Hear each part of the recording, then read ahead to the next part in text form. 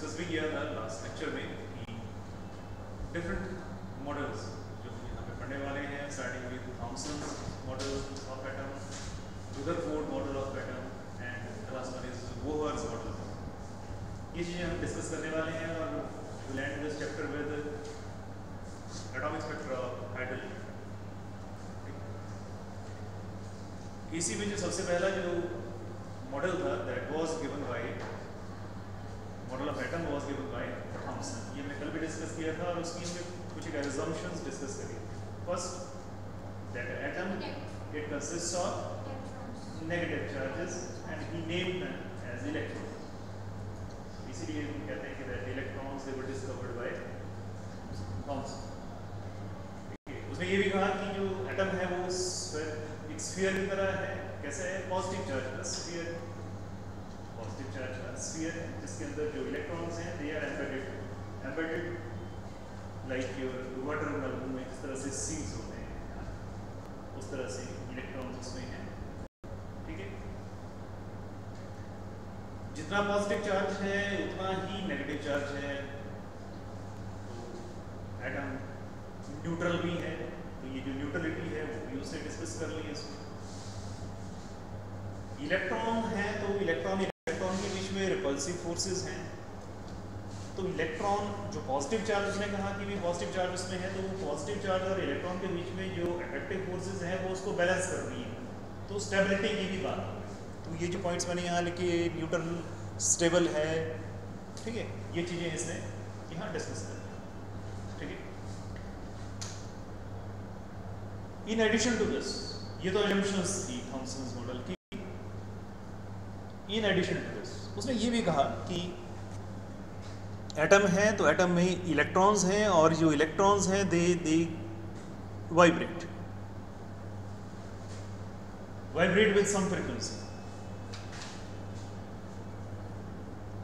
जब वो वाइब्रेट करते हैं तो दे एमिट रेडिएशन।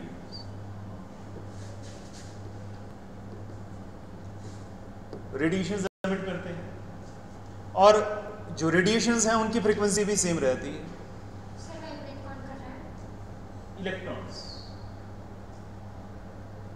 इलेक्ट्रॉन्स हैं उसमें और इलेक्ट्रॉन्स क्या करते हैं? वाइब्रेट करते हैं और जिस फ्रीक्वेंसी से वाइब्रेट कर रहे हैं उसी फ्रीक्वेंसी की रेडिएशन भी एमिट करते हैं। ठीक है, ये मैं जो assumptions थी उसके बेसिस पे जो मॉडल बना उसकी एडवांटेजेस बता रहा है ना। उसमें से पहली एडवांटेज उसमें जो बताई हुई है उसमें स्पेक्ट्रा, जो एटॉमिक स्पेक्ट्रा हमें मिल रहा था जो हम उस टाइम पे एक्सपेरिमेंट कर रहे थे, उनमें हर एक एटम का एक डिफरेंट स्पेक्ट्रा सामने आ रहा था। अब किसी एटम को एक्साइट करते हैं, एक्साइटेड स्टेट से जब वो आपकी ग्राउंड स्टेट पे आता है तो रेडिएशंस को एमिट करता है। जो रेडिएशंस एमिट हो रही हैं, ठीक है, उन रेडिएशंस के बारे में, उन रेडिएशंस की एनर्जी को जब आप प्लॉट करते हो तो उसको हम स्पेक्ट्रा कहते हैं। ठीक है, डिफरेंट लाइंस आती हैं अलग अलग इसमें। तो जब हम, इसने भी कहा कि भैया उसके पीछे रीज़न ये है कि इलेक्ट्रॉन है वो वाइब्रेट करते हैं और वाइब्रेट करने के बाद क्या करेंगे? रेडिएशन एमिट करेंगे। तो एक पर्टिकुलर फ्रिक्वेंसी, एक पर्टिकुलर एनर्जी की रेडिएशन हमें मिलेगी और वो उसी की वजह से वो हमें लाइन स्पेक्ट्रा मिलता है। कंटिन्यूस स्पेक्ट्रा नहीं है ना, जो क्लासिकल थ्योरी कह रही थी कि स्पेक्ट्रा हमारा कैसा होना चाहिए? कॉन्टिन्यूस होना चाहिए। ऐसा नहीं, कैसा मिलता था? लाइन स्पेक्ट्रा मीन्स एक पर्टिकुलर एनर्जी के ऊपर आपको जो है उसकी डेंसिटी मिल रही है ना, रेडिएशन मिल रही है। तो एक एडवांटेज तो ये थी थॉमसन मॉडल की। और सेकंड थी स्टेबिलिटी। इसको डिस्कस करने की जरूरत है। स्टेबिलिटी मैंने अभी डिस्कस किया। स्टेबिलिटी तो इसने बता ही दिया कि जो पॉजिटिव चार्ज है और उसमें क्या है? नेगेटिव चार्ज है। तो ये क्या कर रहे हैं एक दूसरे को? जो पॉजिटिव चार्ज है वो इलेक्ट्रॉन और इलेक्ट्रॉन के बीच की जो रिपल्सिव फोर्स है वो पॉजिटिव और नेगेटिव चार्जेस इलेक्ट्रॉन्स के बीच की जो अट्रैक्टिव फोर्स है वो दोनों एक दूसरे को बैलेंस कर रही है। तो स्टेबिलिटी को भी उसने एक्सप्लेन किया है ना, स्टेबिलिटी को भी उसने एक्सप्लेन कर दिया। तो ये चीज़ें उसने डिस्कस करी, ये चीज़ें दोनों इसकी एडवांटेज थी। पर कुछ लिमिटेशंस भी थी साथ साथ में। ये फर्स्ट मॉडल था। लिमिटेशन इसके साथ में ये थी कि अगर हम हाइड्रोजन एटम की बात करें तो हाइड्रोजन एटम के वैलेंस शेल में अगर ये न्यूक्लियस है उसका, तो उसके जो वैलेंस व्हाटएवर इट इज, एक ही तो उसमें शेल, तो उसमें कितने इलेक्ट्रॉन्स हैं हाइड्रोजन एटम में? हाइड्रोजन एटम में कितने इलेक्ट्रॉन्स होते हैं? हाइड्रोजन एटम में कितने इलेक्ट्रॉन्स होते हैं? एक ही इलेक्ट्रॉन होता है, एक ही इलेक्ट्रॉन। ठीक है, अब अगर एक इलेक्ट्रॉन है और ये वाइब्रेट कर रहा है, यही इलेक्ट्रॉन अगर वाइब्रेट कर रहा है, तो वाइब्रेट करने के बाद तो सिर्फ एक ही रेडिएशन जो फ्रीक्वेंसी जिससे करेगा वही एमिट करेगा, वही एमिट करेगा। पर एक्चुअल में जो हाइड्रोजन का जो स्पेक्ट्रा था, that consist of a number of lines, उसमें बहुत सारी लाइंस आ रही थी डिफरेंट सीरीज, और उन सीरीज में डिफरेंट स्पेक्ट्रल लाइंस। पढ़ेंगे हाइड्रोजन स्पेक्ट्रा लास्ट में, तो उसमें बहुत सारी, ठीक है। ये तो जो मॉडल था वो तो कह रहा था उसमें से तो सिर्फ एक ही रेडिएशन, एक ही स्पेक्ट्रल लाइन मिलनी चाहिए, और वहाँ तो हमें a number of spectral lines we are getting. ठीक है, तो जो एक्सपेरिमेंटल रिजल्ट से उसको ये एक्सप्लेन नहीं कर पाया। और उसके बाद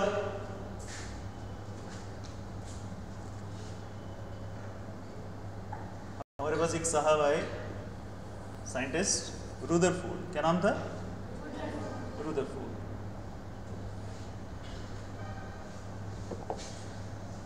Rutherford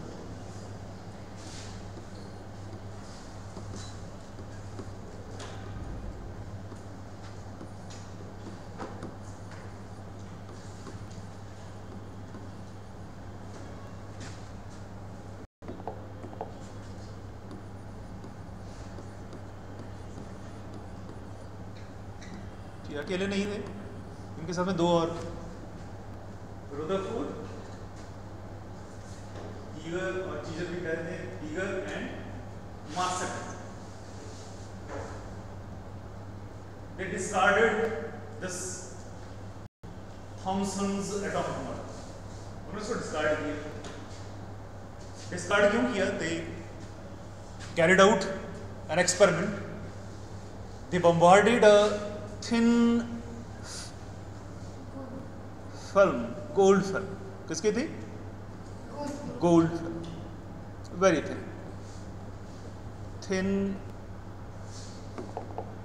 gold film with alpha particles. कौन से पार्टिकल्स थे? With alpha particles. इससे बम्बार्ड किया।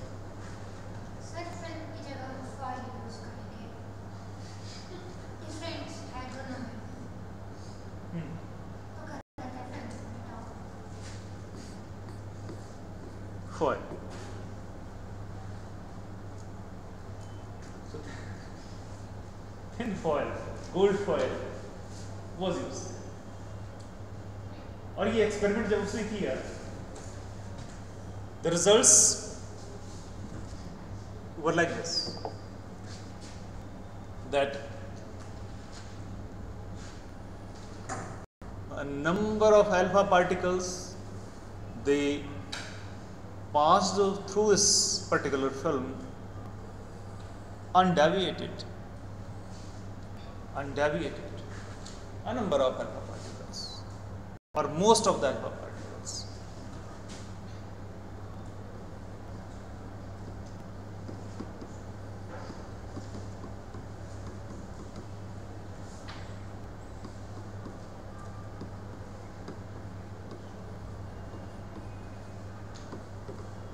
Foil.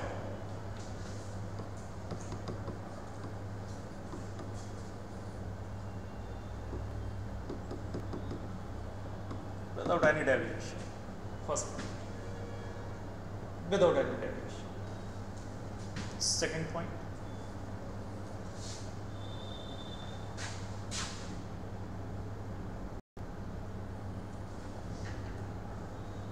A few of them, they get scattered through small angles.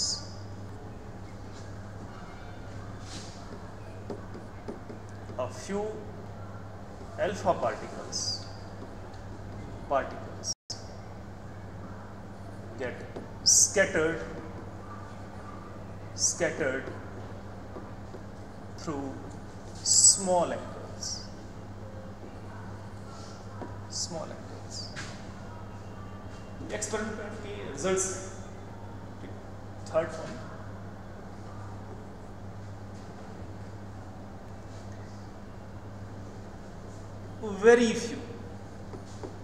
very few means 1 out of 8,000, 1 out of 8,000 get scattered through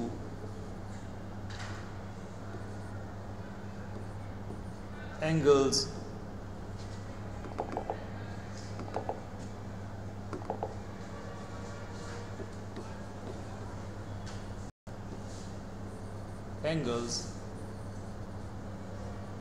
greater than 90 degrees.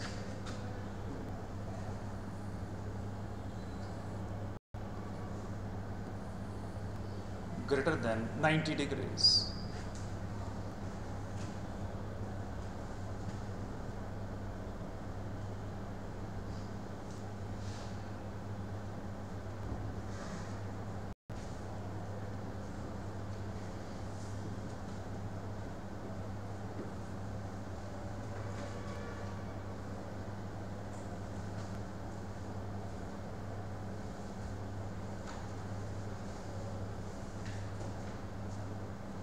Some of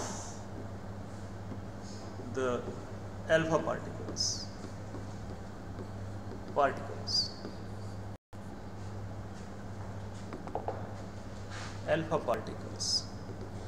retraced their path in opposite direction.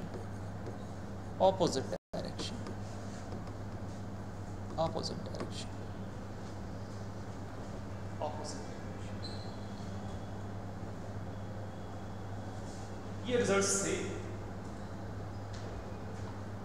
इस experiment which was carried out by Rutherford, Geiger and Marcet. एक thin gold foil that was bombarded with alpha particles. Alpha particles क्या होते हैं? अगर हम helium nucleus की बात करें, है ना, उसमें से इलेक्ट्रॉन्स को, दोनों इलेक्ट्रॉन्स को हीलियम के ऊपर क्या है, कंटेन्स 2 इलेक्ट्रॉन्स, उनको निकालने तो हीलियम न्यूक्लियस रह जाता है, उसको हम अल्फा पार्टिकल कहते हैं. It was bombarded with these alpha particles, right? And the result is like this. बहुत सारे तो बिना किसी डेविएशन के निकल गए, कुछ स्मॉल एंगल पे स्कैटर हुए.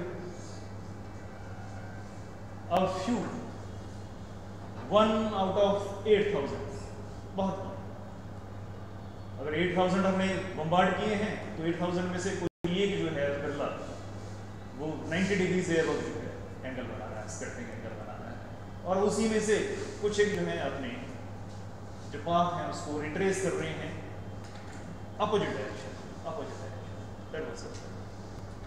ठीक है. अब बात थी कॉन्क्लूजन की, इससे क्या कंक्लूड किया. Rutherford made some conclusions based upon these observations. ये तो एक्सपेरिमेंट था, एक्सपेरिमेंट के रिजल्ट थे, इसके बेसिस के ऊपर उसने कुछ एक conclusions ड्रॉ किए. Starting with the one. अगर फर्स्ट पॉइंट की बात करें तो फर्स्ट पॉइंट क्या कह रहा है कि बहुत सारे पार्टिकल्स तो अनडेविएटेड निकल गए. That means there is a plenty of empty space within that. There is, the conclusion from this point is that there is plenty of empty space within that.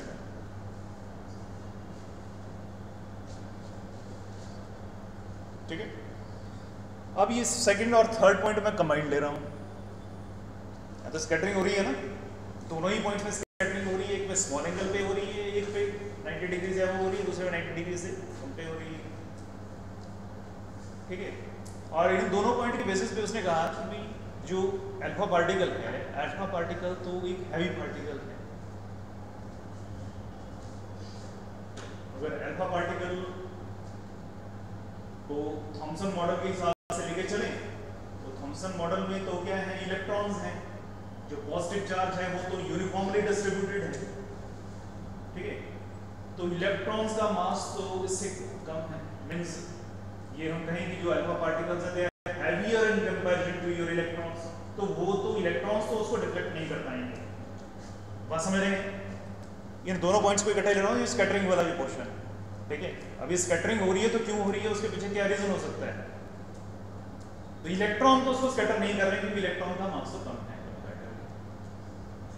Alpha particles are heavy, तो what would be the reason. उसने कहा कि भी वहां पे बिना कोई Colombian force होनी चाहिए, रिपल्सिव फोर्स होनी चाहिए। The conclusion was there should be some repulsive Coulombian force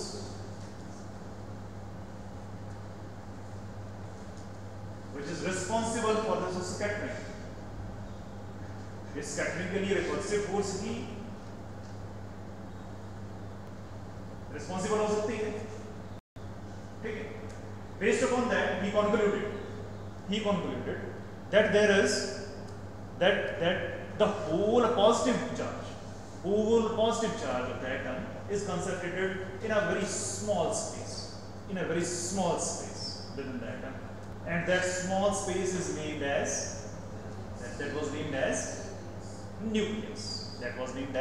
nucleus. तो इससे जो conclusion निकला,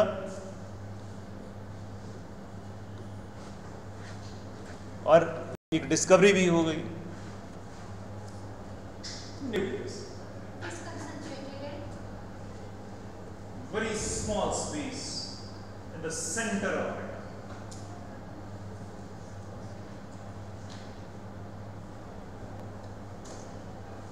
Right?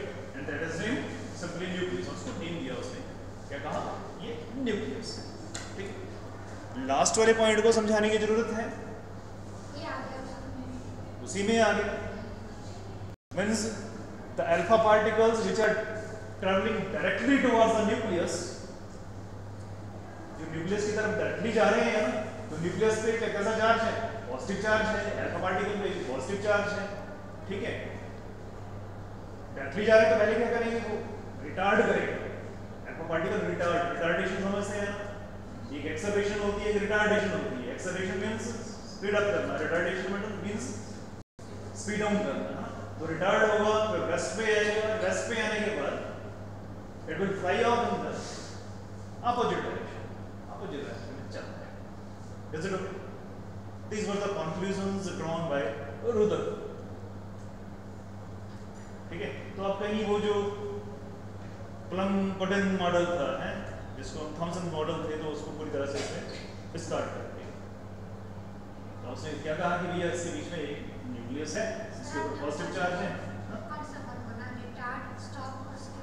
Retard, stop and fly off in the opposite direction.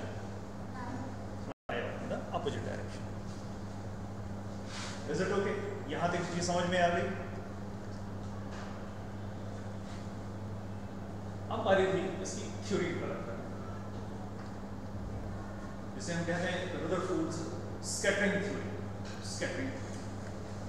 इस स्कैटरिंग थ्योरी के बारे में थोड़ा सा मैं जो ज्योमेट्रिकल पोर्शन है, उसकी assumptions हैं, उनको डिस्कस करूंगा, क्योंकि जो कंप्लीट थ्योरी है, जो मैथमेटिकल पोर्शन है, दैट विल टेक टाइम, उसमें एक लेक्चर और हो जाएगा, ठीक है। तो आज मैं सिर्फ और सिर्फ इसका वही पोर्शन दूंगा जो यहाँ हम कवर कर पाएंगे, ठीक है। दिस रदरफोर्ड्स स्कैटरिंग थ्योरी की बात कर रहे हैं।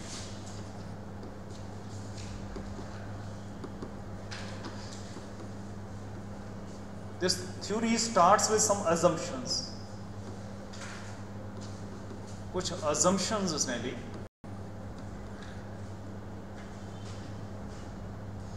It started with some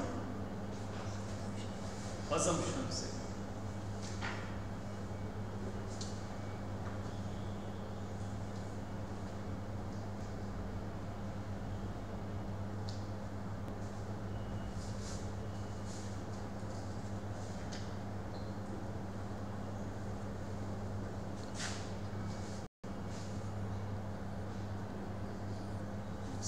One of the assumptions there. The very first assumption was that the collision between the alpha particle and the atom, and the nucleus. The collision between alpha particle and the nucleus is elastic one. Very first assumption is that the collision between the alpha particle and the nucleus is elastic. Second assumption was that both your alpha particle and nucleus, they are taken as point charges. Point charges. Both were taken as point charges. दोनों ही क्या हैं? Point charges. And the third one, this nucleus is very heavy and was taken at rest, almost at rest. जो nucleus है तो दोनों point charges, पर nucleus क्या है? ये हैवी है और ये क्या है? रेस्ट के ऊपर है, राइट? और हम इसे बम्बार्ड कैसे कर रहे हैं? अल्फा पार्टिकल से कर रहे हैं. This अल्फा पार्टिकल पे न्यूक्लियस है. Sorry? अल्फा पार्टिकल पे न्यूक्लियस है. अल्फा पार्टिकल न्यूक्लियस है, but they are accelerated. तो हम एनर्जी देके एक्सेलरेट करके उनके ऊपर थ्रो कर रहे हैं ना. पर क्योंकि जो अल्फा पार्टिकल है वो हीलियम का है तो उसका मास ज्यादा नहीं होना चाहिए.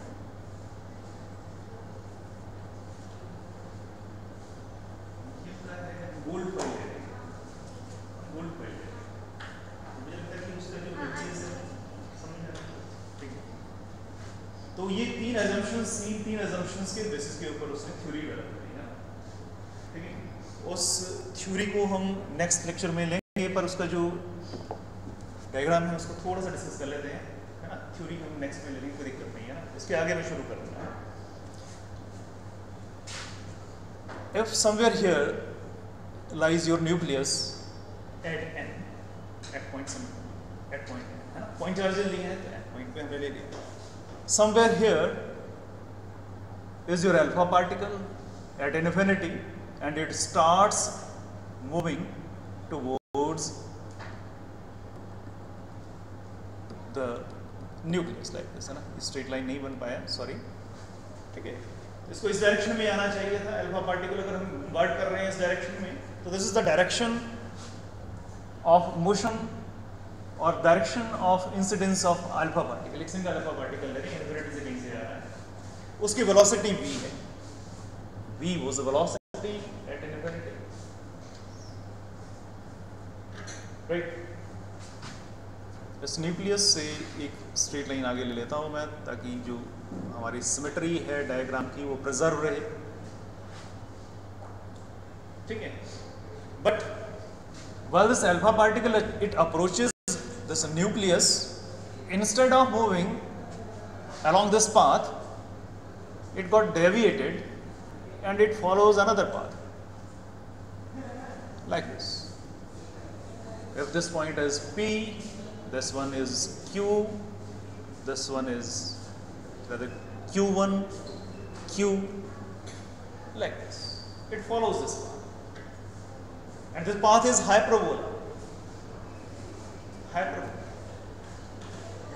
particle है जरूर, but due to Coulombian repulsion, दोनों ही positive हैं. Due to Coulombian repulsion, instead of moving in this direction, right, it got scattered. And it got scattered in this direction. This is the direction. Let this be some point O. अगर hyperbola है तो इन दोनों tangents को जहां meet कर रहे हैं, इन tangents को हम क्या कहते हैं? एसिम्पटोट्स कुछ नहीं देते हैं मैथमेटिक्स में. एसिम्पटोट्स कहते हैं. And this nucleus is its a foci, one of the. Is it okay? ये clear? In addition to this एक चीज जो मैं और ऐड यहाँ पे करना चाहूँगा, इम्पोर्टेंट है, that is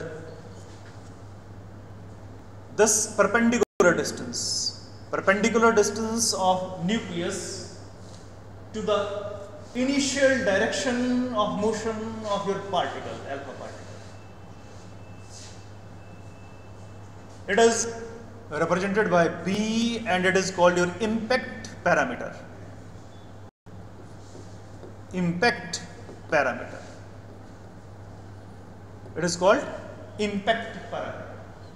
And this angle through which it get deviated, this is called your angle of deviation. Angle of deviation or angle of scattering.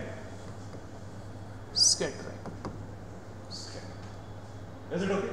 इसके आगे जो इसका मैथमेटिकल पार्ट है वो हम नेक्स्ट सेक्शन में, है ना? ठीक है, यहाँ तक अगर समझ में आ गया तो हम इसे स्टॉप करते हैं. Is it okay?